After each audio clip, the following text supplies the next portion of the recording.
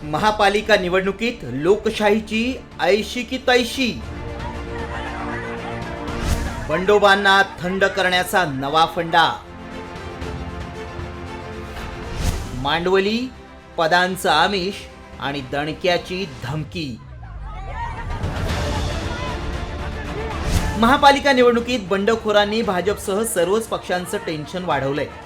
मात्र याच महापालिका निवडणुकीत राजकीय पक्षांनी बंडोबांना थंड करण्याबरोबरच बिनविरोध निवडीसाठी लोकशाहीच्या उत्सवाचा नवा पॅटर्न सेट केलाय। हा पॅटर्न नेमका काय आहे पाहूया। मातब्बर बंडखोरांच्या घरी भाजप नेत्यांच्या गाड्या येतात। कमी उपद्रव मूल्य असलेल्यांची पक्ष कार्यालयात बोलावून मनधरणी केली जाते। फरक पडणाऱ्या बंडखोरांना मुख्य नेत्यांकडून फोनाफोनी केली जाते। काही बंडखोरांना फोन करून तुमचं काय ते बोला अशी विचारणा केली जाते।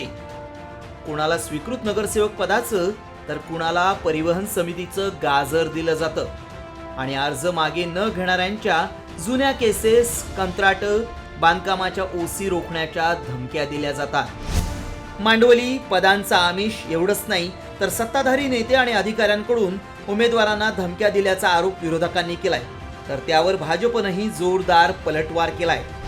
जळगावला उमेदवारांचं किडनॅपिंग केलं माघार घेत नाही म्हणून आणि जबरदस्तीने माघार घ्यायला लावली आणि बिनविरोध निवडून येण्यासाठी। ही जी स्पर्धा सुरू झाली या निवडणुकीत बिनविरोध निवडून आणण्याची, ही फक्त धमक्या, पैशाचा वापर, ब्लॅकमेलिंग, दहशत काय करतात राज्याचे मुख्यमंत्री आणि या राज्याचे निवडणूक आयुक्त। इतक्या मोठ्या प्रमाणामध्ये कधी महानगरपालिकेला बिनविरोध लोक निवडून आलेच नव्हते। बिनविरोध निवडून येत असतील तर जनतेची आशीर्वाद, जनतेची साथ त्या नगरसेवकांना आहे, हा त्याचा अर्थ आहे। जनता सातत्यानं त्या लोकांच्या पाठीशी उभी राहते। बिनविरोध निवडणूक होणार असेल तर त्याच्यामध्ये गैर काय? एवढीच हिंमत असेल तर संजय राऊतांनी आपल्या भावाला बिनविरोध निवडून आणावं, जनतेचे आशीर्वाद घ्यावे, जनतेला विश्वासात घ्यावं, उमेदवाराला विश्वासात घ्यावं आणि बिनविरोध निवडून यावं।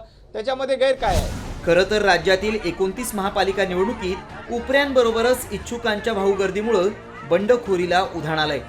त्यामुळे ही बंडखोरी शमवण्यासाठी सर्वच पक्षांची धावाधाव सुरू आहे। याच बंडखोरांना थंड करण्यासाठी फोनाफोनी केल्याची साहित्य संमेलनाच्या स्टेजवरूनच मुख्यमंत्र्यांनी कबुली दिली आहे। महानगरपालिकेच्या निवडणुकीचा फॉर्म परत घेण्याचा शेवटचा दिवस आहे आणि सगळीकडे सगळ्या पक्षांमध्ये इतकी बंडखोरी आहे की त्या सगळ्यांची मनधरणी केल्याशिवाय ते फॉर्म परत घेत नाहीत।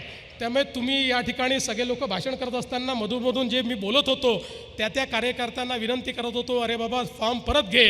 खरं तर निर्भय आणि निष्पक्ष वातावरणात निवडणुका व्हाव्यात आणि लोकांना मतदानाचा अधिकार मिळावा हे लोकशाहीचे संकेत आहेत। मात्र बिनविरोध निवडणुकीसाठी विविध प्रकारे उमेदवारांवर दबाव टाकून अर्ज माघारी घ्यायला लावले जात असतील तर मग अशा निवडणुकांना लोकशाहीचा उत्सव म्हणायचा का?